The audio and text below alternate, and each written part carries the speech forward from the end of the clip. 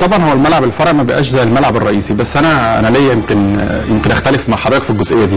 هو الملعب الفرعي زي الرئيسي مش فارق كتير، ليه؟ لان مفيش جمهور اصلا.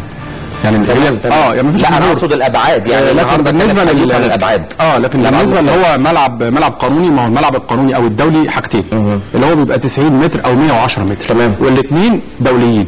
واخد بال حضرتك؟ العرض بيقل، الفرع كان 90، ولكن الرئيسي اللي هو استاد الدفاع الجوي الجميل جدا الصراحه المبهر اكيد 110 زي استاد القاهره بالظبط. فعلا في دربكه زي ما بنقول، في علامات استفهام. متفق مع حضرتك تقول كده، انا متفق معاك. لكن لو رجعت بالذاكره لكام يوم هنلاقي اللي حصل مشكله برضه في ماتش الزمالك بالظبط، ورجع الامن. طيب هو دلوقتي مين الموضوع ده مين اللي مسؤول عنه؟ هو مين اللي بيقود دلوقتي؟ انا في وجهه نظري المدير ثروت سويلم، المدير التنفيذي اتحاد الكره، هو المسؤول. لا، ده رمى المسؤوليه على مازن مرزوق اللي هو رئيس لجنه المسابقات، اللي هو ما قالش للامن وده. فاحنا دلوقتي الموضوع مخلوط.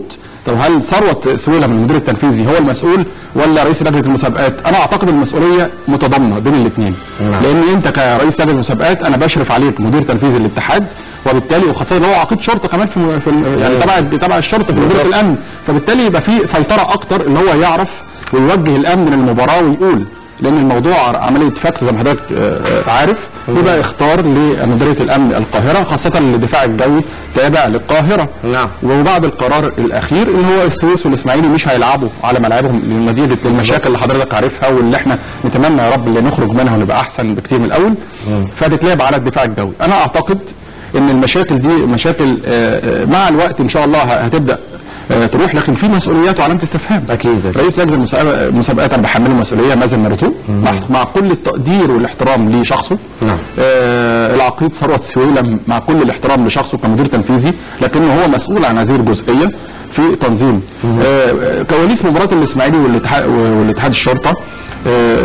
يعني اللي هو كان المفروض يتلعب على الملعب الرئيسي زي ما حضرتك تفضلت من شويه، وحصل ان هو اتنقل على الملعب الفرعي. ازاي؟ بدون اختار، بدون، فالناس اتخضت. نعم. دي عملت عمليه دربكه، بالاضافه اللي في بعض المشاكل برضو الامنيه. لكن ملاعب القوات المسلحه زي ما انا اقترحت قبل كده، وكان ليا السبق او ليا الشرف اللي انا اقول اللي الدوري هيرجع، وقعدت اقول هيرجع على ملاعب القوات المسلحه. نعم. اعتقد ان دي بدايه موفقه، لكن في مشاكل حصلت اعتقد ان هي مش مقصوده زي مشكله الزمالك. طب يعني هو المباراه بتاعت الاسماعيلي يعني واضح ان الايجار بتاع الملعب الرئيسي يختلف تماما طبعا كمبلغ عن الملعب الفرعي. بيفرق. حوالي 5000 جنيه تقريبا. في ملعب بالنسبه للقوات المسلحه في السويس. في عجرود انا رحته، اللي هو ملعب الجيش الثالث الميداني اسمه عجرود. لا، ما هو قال لك عشان المشكله، عشان الامنيه، المشكله الامنيه طبعا، لان برضو الالتراس، ما هو دلوقتي انت في مشكله عندك كبيره جدا بعد قرار المحكمه والارص. هو ده طلب الاسماعيلي شويه. ما هو طلب الاسماعيلي ان هو يلعب في السويس في عجرود. طب ما يلعب في الزقازيق. يعني ممكن يلعب في الزقازيق بقى، يعني طالما ما فيش جمهور وفي قوات مسلحه يامن، انا اعتقد ان هي هتبقى في سيطره اكتر.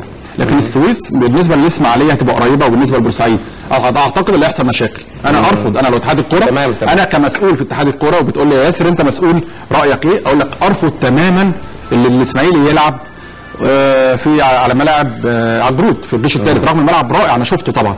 لكن يعني عايز اقول لك برضو سكريبت على الموضوع ده، ان السويس الاسماعيلي ايام الهجره كان بيتمرن في مركز شباب الجزيره هنا ايام الكابتن علي ابو جريشه وايام الحرب وبتاع، وكان بيلعب في مركز شباب الجزيره. فما فيهاش مشكله، لان الاسماعيلي فريق كبير، فريق متمكن. وعلى فكره لعبت في الاسماعيلي سنه، ولسه كنت اقول كان ليك تجربه مع الكابتن صبري المنياوي بالظبط كمان يعني. هو طبعا الحمد لله كان ليا الشرف ان انا العب سنه في النادي الاسماعيلي. هو كان المشرف كابتن صبري المنياوي، كان بيلعب في الزمالك مبطل وراح الاسماعيلي يعني يلعب سنه وكده وبطل كوره، فانضم لجهاز التدريب.